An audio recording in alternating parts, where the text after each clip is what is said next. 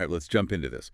Today, we're diving into, I think, one of the most fascinating places on Earth, Oh, yeah. Varanasi, India. Okay. And you've provided us with a really incredible travel guide. Oh, And I have to say, this city is already calling to me. Older nice. than history itself, Yeah.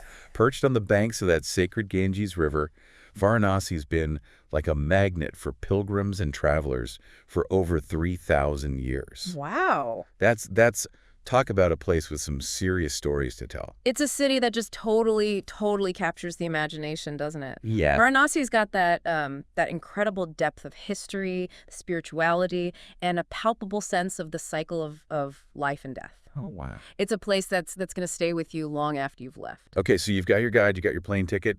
When's the best time to actually step into this whirlwind? You chose the perfect guide. Okay.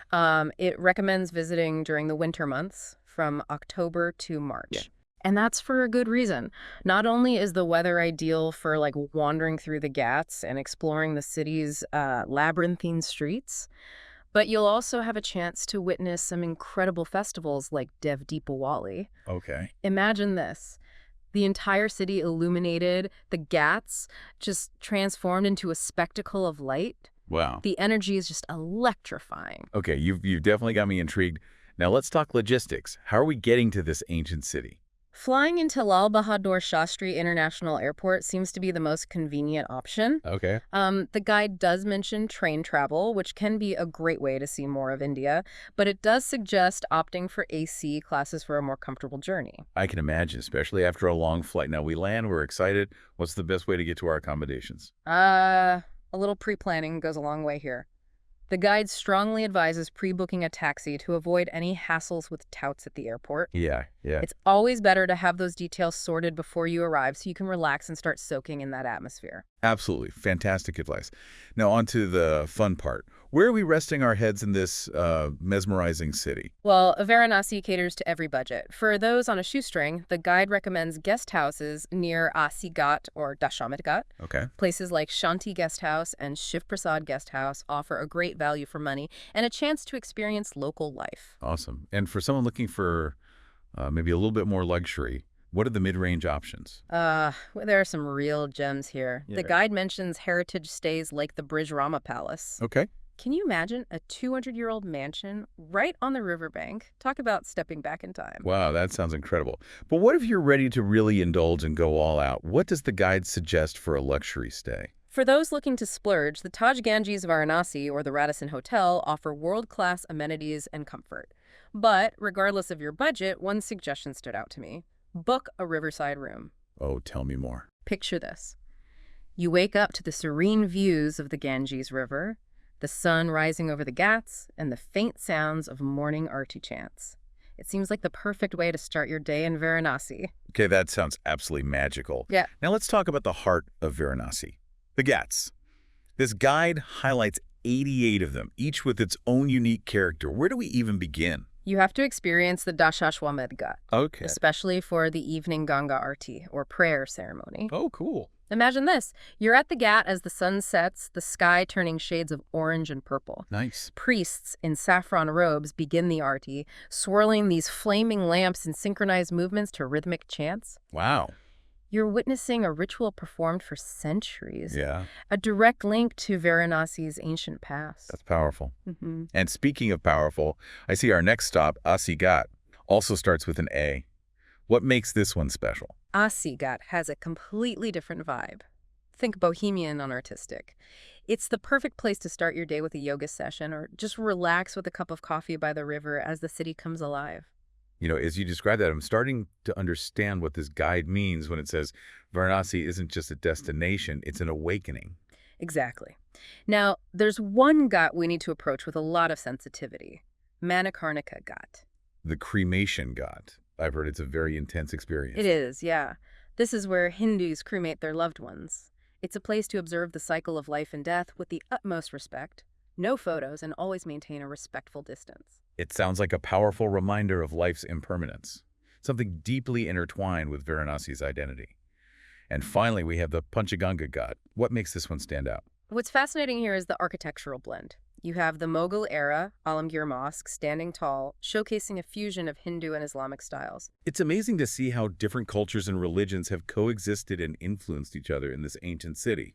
Now, let's move on to another vital part of Varanasi, the temples. Mm-hmm. This city is considered one of the holiest in Hinduism, with countless temples dedicated to various deities. Right. And the guide suggests, starting with the most famous, the Kashi Vishwanath Temple, also known as the Golden Temple, Oh, wow. dedicated to Lord Shiva. It's believed to be one of the 12 Jyotirlingas, making it a major pilgrimage site. Wow, I can only imagine the energy within those walls. But are we talking long lines and crowds? Absolutely, especially given its popularity. But the guide assures us that the spiritual experience inside is well worth the wait. So after the Golden Temple, where do we go next? Let's visit the Sankat Mokin Temple dedicated to Lord Hanuman. People come here to seek his blessings and find serenity. A nice contrast to the bustling energy of the Kashi Vishwanath Temple. Okay, and I understand our final temple stop has a rather playful nickname. Yes, the Durga Temple is also known as the Monkey Temple. Ah, okay. It's home to a playful group of primates, which I'm sure adds a certain charm to the experience. I love that. But the guide makes it clear that Varanasi is so much more than just its ghats and temples. Wow. What else awaits us beyond those iconic landmarks? Well, just a short distance from Varanasi, about 10 kilometers, lies Sarnath, a place of immense significance for Buddhists. This is where Buddha delivered his first sermon after attaining enlightenment. Wow. It's considered one of the 4 most important Buddhist pilgrimage sites globally. The guide specifically recommends visiting the Dhammik Stupa and the Archaeological Museum. That's definitely going on the must-see list.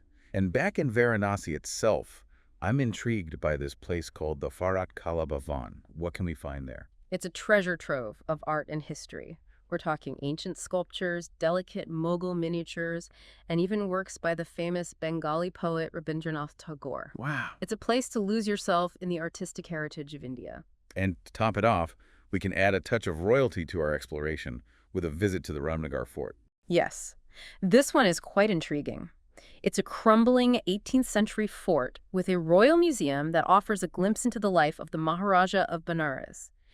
And here's a fun fact for you. It also houses a collection of vintage cars. Okay, now that's officially added to the itinerary. Now, we've talked about the spiritual and historical aspects, but what about the living, breathing culture of Varanasi? This guide takes you deep. Okay. It mentions that Varanasi is found in ancient Indian epics like the Mahabharata and Jataka tales. Wow. And get this, it's believed to have been founded by Lord Shiva himself, which makes sense considering its profound spiritual significance. That's incredible. And speaking of culture, Varanasi is also known for a particular art form. You're talking about its renowned classical music tradition. Yes. It's even the birthplace of legendary musicians like Ravi Shankar. The guide highly recommends catching a Hindustani classical music performance if your trip aligns with one. Absolutely. That would be an unforgettable experience. And while we're on the subject of crafts and artistry, there's one more thing we can't miss in Varanasi. The Banarasi silk. Ah, yes. The guide encourages a visit to a silk weaving workshop to witness the intricate craftsmanship of hand-woven saris. They truly are works of art and make for excellent souvenirs. Now, after all that exploring, I think we've earned ourselves a delicious culinary adventure. What does the guide suggest for savoring the flavors of Varanasi? Let's start with street food, because what better way to experience a place than through its most authentic flavors? Absolutely. The guide recommends starting with kachori sabzi, a popular breakfast dish. It's deep-fried bread stuffed with spicy lentil curry. Sounds pretty amazing, right? Yeah. And apparently the kachoris at Dina Chat Bandar are legendary. Okay, my mouth is already watering. And for a little variety, what else is on the street food menu? How about tamatar chat? It's a tangy and flavorful dish, unique to Varanasi, made with tomatoes, spices, and crispy fried bread. You can find some of the best at Kashi Chat Bandar. Okay, so we've got the savory covered, but what about something sweet? I do have a bit of a sweet tooth. If you're visiting during winter, which you will be, you absolutely have to try malayo. Yuck. It's a frothy, dreamlike dessert made with milk, saffron, and pistachios. And the best part is it's only available during the colder months, which makes it even more special. Okay, consider that added to the list. But no food tour of Varanasi would be complete without a certain iconic drink. You're talking about the lassi, of course. Yeah. And the guide points us towards the famous Blue Lassi shop, known for its creamy lasses with toppings like mango and rose. Imagine sipping on that while overlooking the Ganges. Now you're speaking my language. And for a more formal dining experience with a view, what does the guide recommend? Banjara restaurant comes highly recommended for rooftop dining with stunning views of the Ganges. They offer delicious North Indian thalis, which are basically platters with a variety of dishes, giving you a taste of everything. Oh, that sounds perfect. But we can't forget the Varanasi pan. This betel leaf treat filled with spices, rose petals, and saffron is a must-try for any visitor. Now, beyond the sightseeing and food, what about those unique experiences that will create lasting memories? Well, the guide suggests starting your day with a sunrise boat ride. Imagine gliding past the Ghats as the city wakes up, the golden light reflecting on the Ganges, the sounds of morning rituals filling the air. Yeah. It's described as a truly magical experience. Yeah, I'm sold. Any tips on getting a good deal for the boat ride? I don't want to be taken for a ride, so to speak. The guide recommends bargaining hard and suggests a price range of $300, $500 for an hour. Good to know. What else is on the list of unique experiences? The guide also encourages getting lost in the maze-like alleys of the old city, known as the galleys. You'll discover hidden shrines, chai stalls, and those charming little silk shops we talked about earlier. It's a chance to really get a feel for the authentic, everyday life of Varanasi. It sounds like a sensory overload in the best possible way.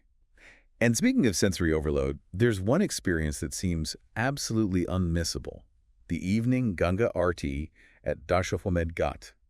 This guide really emphasizes this one, describing the transcendental atmosphere created by the bells, drums, and chanting. Any tips for witnessing this spectacle? Definitely arrive early to secure a good spot because it tends to get crowded. Yeah. And be prepared to be swept away by the energy and the spirituality of the ritual. Now, before we get too carried away with the excitement, let's talk about some practical tips for navigating Varanasi. What does the guide say about the dress code? It emphasizes dressing respectfully, especially when visiting temples. Covering shoulders and knees is a sign of respect, and it's always better to err on the side of modesty. Good reminder. And what about the fine art of bargaining? I imagine that's an essential skill in Varanasi. Absolutely. The guide advises haggling at markets, suggesting you start at 40% of the quoted price. Don't be afraid to walk away if you're not happy with the price. You'll likely be chased down with a better offer. Okay, good to know. Now, one thing that always comes up with Varanasi is the pollution in the Ganges River. Right, and the guide addresses this head-on. It acknowledges the pollution and strongly cautions against swimming in the river, no matter how tempting it might seem. That's important to keep in mind. Lastly, any thoughts on hiring guides in Varanasi? The guide actually recommends it, especially for enhancing your temple visits with historical and religious insights. It mentions that licensed guides typically charge around $500, $800 for a half day. Okay, we've covered so much ground already, but to really help visualize this trip, I understand the guide even provides a sample day-wise itinerary. It does. For day one, it suggests starting with that magical sunrise boat ride, followed by breakfast at Asighat. Then it's off to the Kashi Vishwanath Temple, exploring the vibrant Vishwanath Gali, and finally ending the day with the mesmerizing Ganga Aarti. That's jam-packed with incredible experiences. What about day two? Day two takes us to Sarnath in the morning, soaking in the history and spirituality of this important Buddhist site. Then we'll enjoy lunch at a local dhaba, basically a roadside eatery serving up delicious, authentic Indian food. Then it's off to the Ramnagar Fort and a breathtaking sunset view at Mandir Ghat.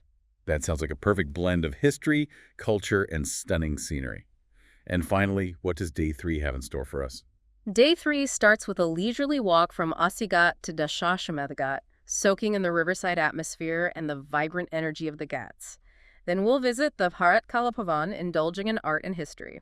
After that, it's time for some silk shopping. Remember those beautiful hand-woven saris? And finally, we'll finish with a farewell dinner by the river. Wow, this itinerary is fantastic, and I'm already feeling inspired to book a ticket to Varanasi. It's truly a captivating city, isn't it? And the guide echoes a sentiment that I think perfectly captures its essence. Varanasi isn't just a destination, it's an awakening. You know, there's another quote that always comes to mind when I think of Varanasi. It's by Mark Twain, who said, "Benares is older than history, older than tradition, older even than legend, and looks twice as old as all of them put together." So true. There's a timeless quality to Varanasi. a sense that it's witnessed the ebb and flow of civilizations for millennia. Hmm. So what does this all mean for you, our listener? Why should you care about this deep dive into Varanasi?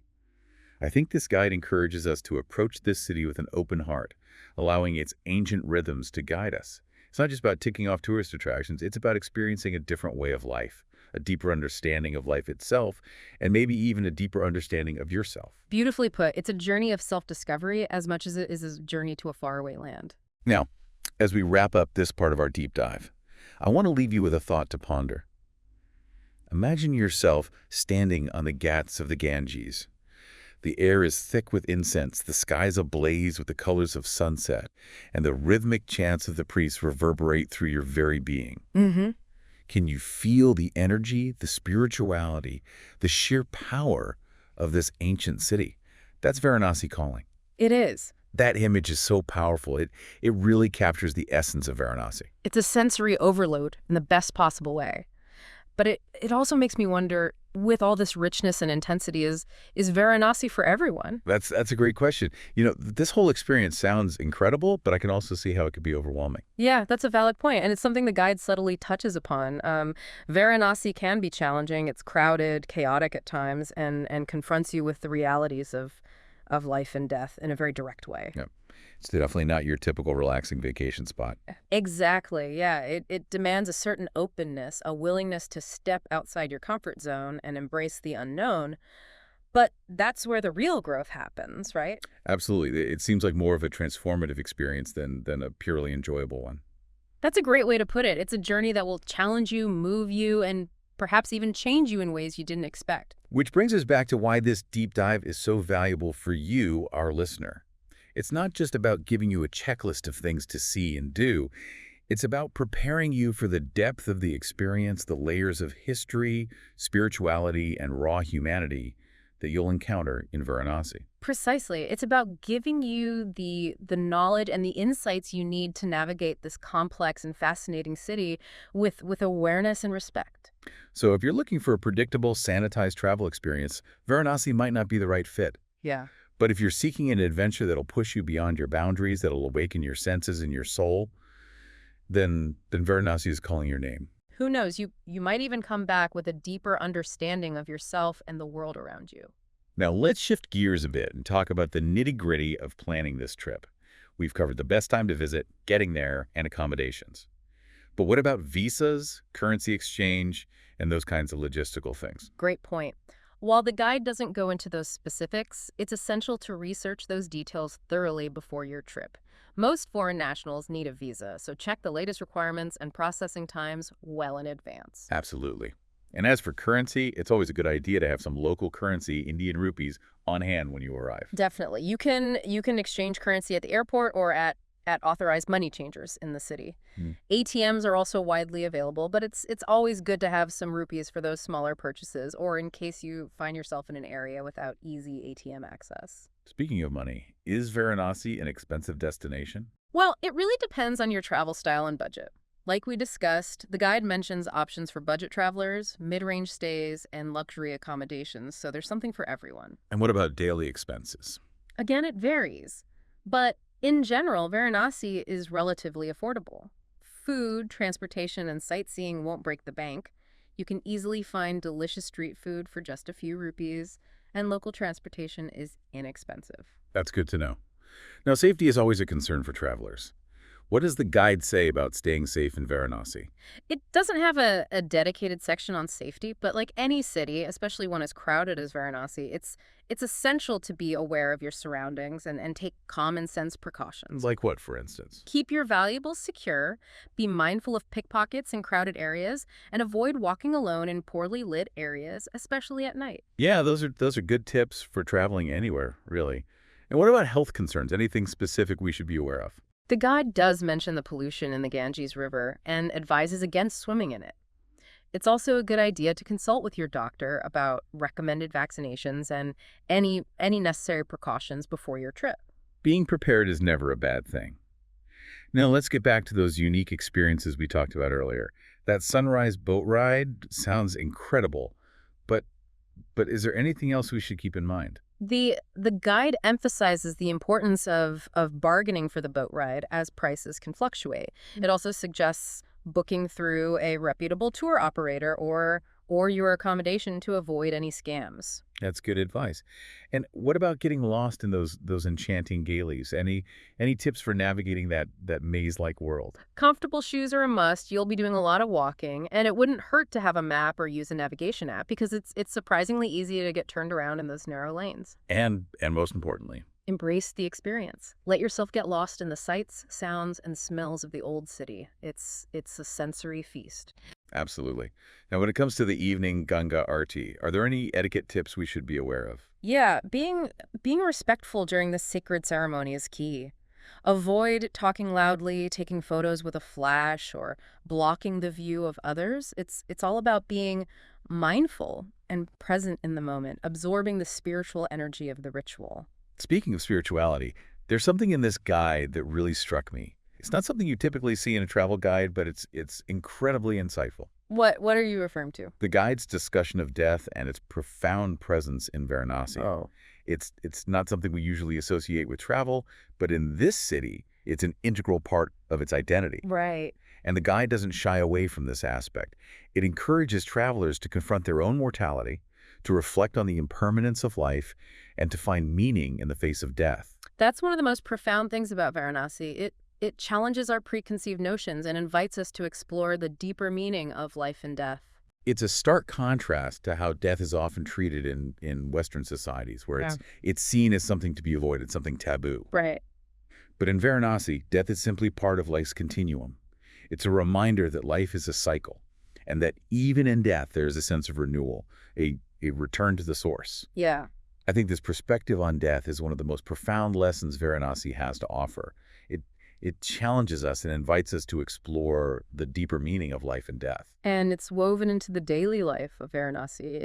It's in the rituals, the chants, even the atmosphere of the city. Let's switch gears a little and talk about the role of the Ganges River in Varanasi. The guide emphasizes its spiritual significance and its central place in the lives of the people who live there. For Hindus, the Ganges is more than just a river. It's a goddess, Gangama, who is revered and worshipped. It's believed that bathing in its waters can cleanse you of sins and purify your soul. And the guide mentions that every day, thousands of pilgrims and locals alike come to the Ghats to perform rituals, offer prayers, and simply connect with the sacred waters. It's truly a sight to behold. Speaking of the Ghats, the guide dives into the unique character of each one, highlighting their historical, religious, and cultural significance. It's amazing how each Ghat has its own distinct personality, its own story to tell. For example, the guide describes Jashomalberi Ghat as the most vibrant and bustling Ghat, the heart of the city, where the evening Ganga Aarti is an absolute must-see. And then there's Asi Ghat, with its laid-back bohemian vibe, known for its yoga classes, music performances, and relaxed atmosphere. Right. And of course, Manikarnika Ghat, as we discussed earlier, is the main cremation Ghat where life and death converge. Yes. And we can't forget Panchaganga Ghat with its beautiful blend of Hindu and Islamic architecture. It's a testament to the city's rich and diverse history. Yeah. Yeah. Exploring the Ghats is like taking a journey through the heart and soul of Varanasi. Each one offers a different glimpse into the city's multifaceted personality. Beyond the Ghats and temples, the guide encourages us to delve into the rich cultural tapestry of Varanasi, which is woven with threads of art, music, literature, and spirituality. Yeah, it highlights the city's association with renowned musicians like Ravi Shankar, who helped introduce Indian classical music to the world. And it mentions the incredible skill and artistry of the Banarasi silk weavers who create those exquisite saris with their intricate designs and vibrant colors. Varanasi is a city where tradition and modernity coexist, where ancient rituals are performed alongside contemporary art exhibitions and cultural events. It's a place where you can immerse yourself in the depths of India's spiritual heritage while also experiencing the vibrancy of its modern culture. And of course, we can't forget about the food. Yes. The guide offers a mouth-watering glimpse into the culinary delights of Varanasi. It all starts with the street food, which is an integral part of the city's culinary landscape. For a truly authentic taste of Varanasi, the guide recommends trying kachori sabzi. Imagine biting into this deep-fried bread stuffed with spicy lentil curry. Oh, I'm getting hungry just Mm. thinking about it. And for something a little different. How about tamatar chet? It's a tangy and flavorful street food specialty, unique to Varanasi, made with tomatoes, spices, and crispy fried bread. And to satisfy our sweet tooth. You absolutely cannot miss the Malayo if you're visiting during winter. It's a creamy dessert made with milk, saffron, and pistachios, and it's only available during the colder months. And of course, no culinary exploration of Varanasi would be complete without a glass of lassi, a refreshing yogurt drink. The guide recommends trying it at the Blue Lassi shop, which is known for its wide variety of lassi flavors and toppings. And for a more formal dining experience, there's a Banjara restaurant offering stunning views of the Ganges and serving delicious North Indian cuisine. Now, before we move on, I want to highlight something that's often overlooked, but adds another layer to the Varanasi experience: the sounds of the city. You're right. The guide mentions the constant hum of activity, the chants and bells from the temples, the calls of street vendors, the rhythmic splashing of oars from boats on the Ganges. It's a symphony of sounds that creates a unique and unforgettable atmosphere. It's a soundtrack that follows you everywhere you go, reminding you that you're in a place unlike any other. As we've delved deeper into this guide, I'm struck by something that's often missing from typical travel guides, Yeah. a sense of introspection. You know, you're right. It's not just telling you what to see and do. It's encouraging you to reflect on your experiences, connect to the spiritual energy of Varanasi, and find your own meaning in this ancient city. It's almost like a philosophical guide as much as a travel guide. Exactly. It invites you to engage with Varanasi on a deeper level, to go beyond the surface and explore its hidden depths. It challenges you to step outside your comfort zone, to confront your preconceived notions, and to embrace the transformative power of travel. It's a reminder that travel isn't just about ticking off destinations. It's about discovering new perspectives, new ways of thinking and being.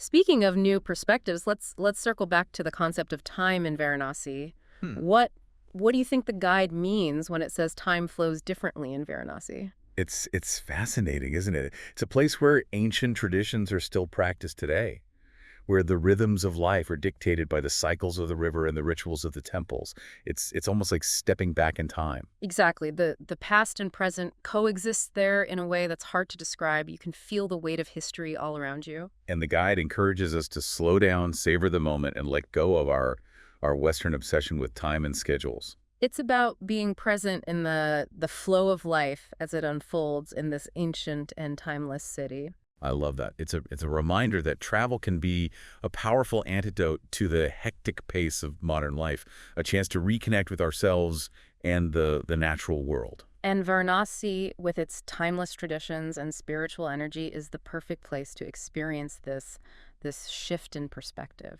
You know, this guide is full of such beautiful insights. Yeah. Is there anything else that particularly resonated with you? There's a story in here that really struck a chord with me. It's about a traveler who came to Varanasi looking for answers to life's big questions. She spent weeks exploring the city, immersing herself in its rituals and traditions, but she still felt lost and confused. What happened to her? Did she ever find what she was looking for? One evening, she was sitting on the Ghats watching the sunset over the Ganges, and she was suddenly overwhelmed by a sense of peace. She realized that she didn't need to find all the answers. The journey itself was the answer. That's a powerful realization. It reminds us that sometimes the most profound insights come when we let go of our need to control everything and just surrender to the experience. And Varanasi, with its chaotic energy and spiritual depth, is the perfect place to practice that surrender. It's a city that will challenge you, surprise you, and ultimately leave you transformed. Now, as we approach the end of our deep dive, Mhm. is there a final thought you'd like to leave our listener with? I think the guide sums it up perfectly when it asks us to imagine ourselves standing on the banks of the Ganges, feeling the cool breeze on our faces, hearing the chants of the priests echoing across the river, and to ask ourselves, what am I seeking in this journey?